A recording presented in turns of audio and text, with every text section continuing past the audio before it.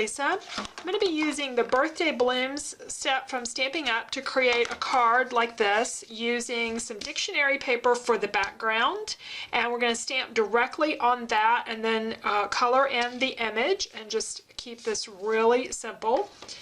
I haven't used this set a lot. It makes really pretty cards. I should do more with it.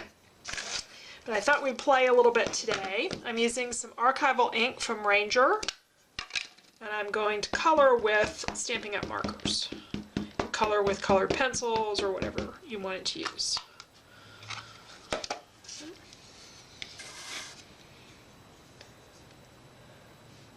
I'm going to do this just a little bit off center so I'll have somewhere to put my ribbon.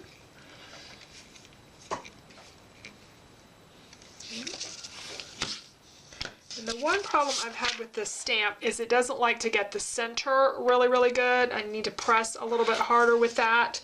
And what I did on that first one was I just took my Sharpie and kind of filled in that center a little bit.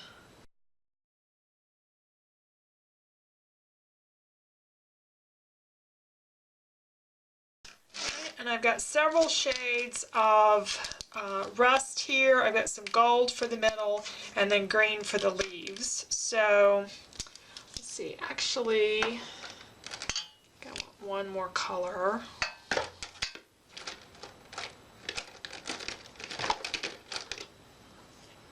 Yeah, let's do these three shades. Let's see what they're going to be. This is, that's Watermelon. Yeah, this is Watermelon Wonder. Some of these are in colors. Calypso Coral, it's a current color. And this is Peach Parfait, it's an older color. Alright, so let's start with our darkest one.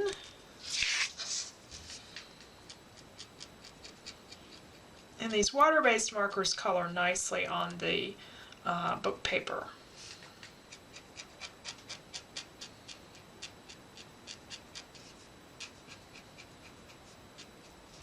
Now, coloring is not my best event, so I'm not super precise. That's one of the reasons why I've never invested in the Copics. It's not my favorite thing, and I just know that I wouldn't use them enough. And I like having the water-based markers because I can use them on so many different kinds of surfaces. I start with the darker color here closer to the center of the flower.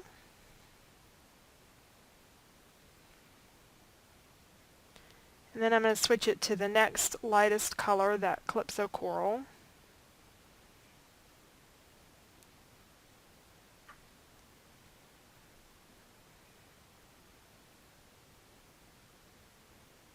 And it's not really blending in the sense that the color's not moving because these papers are really porous. Some book papers are smoother, but I like these more porous ones. They work for a lot of different techniques, but the ink just goes into them right away. So you can kind of layer your colors on top of each other, but they're not going to, the ink is not going to really move like it would on a watercolor paper. But it doesn't really move on, Stampin' Up! Cardstock or any of your other normal coloring cardstocks either with these water-based markers.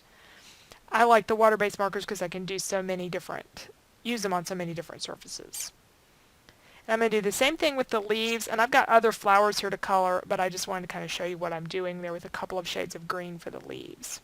So now I have my image colored, and I'm going to fold and tear my book paper. You can cut it. I just think it looks more natural if you tear it. Some book papers are really fragile, so you have to be very careful with them. This book is from the early 70s, and it's got a little bit of age to the paper, but not a ton. And we're going to add a little bit more here with some tea dye ink first. So we have a softer color there, and then just a little bit of vintage photo around the very edge.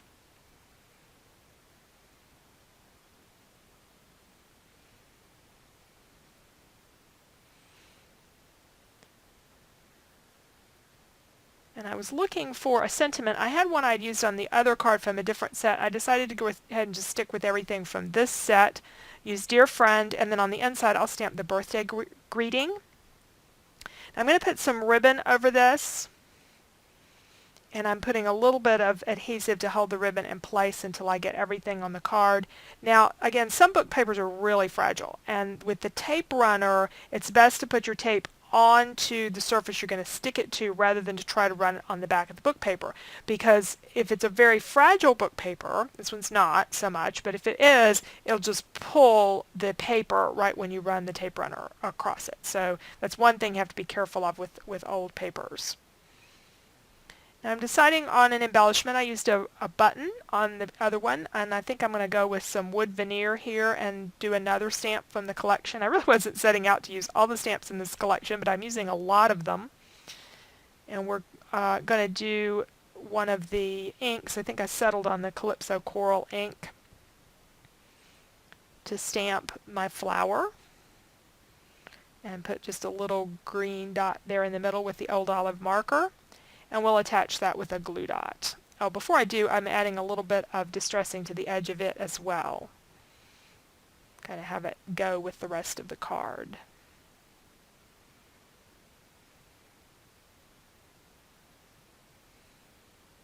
So now I need to stamp the inside. We'll do that and come back and look at the card. So here's our card. And when I did the inside greeting, not only did I get red ink all over me, I stamped it so crooked I had to get a piece of paper and redo that, but I think it looks really good on this light yellow. This is some of that really thin designer paper that sometimes you get a hold of, especially in the paper packs. Really good for lining cards, and I stamped one of the sentiments from the set on the inside. So got a pretty card. It was really fast, really simple, and stamping on the book paper just adds a lot of interest and design to this without a whole lot of layers. So thanks so much for joining me today. I hope you enjoyed the card, and if you liked it, I'd love to get a thumbs up, as that will help YouTube advance my channel. So thank you so much. Bye.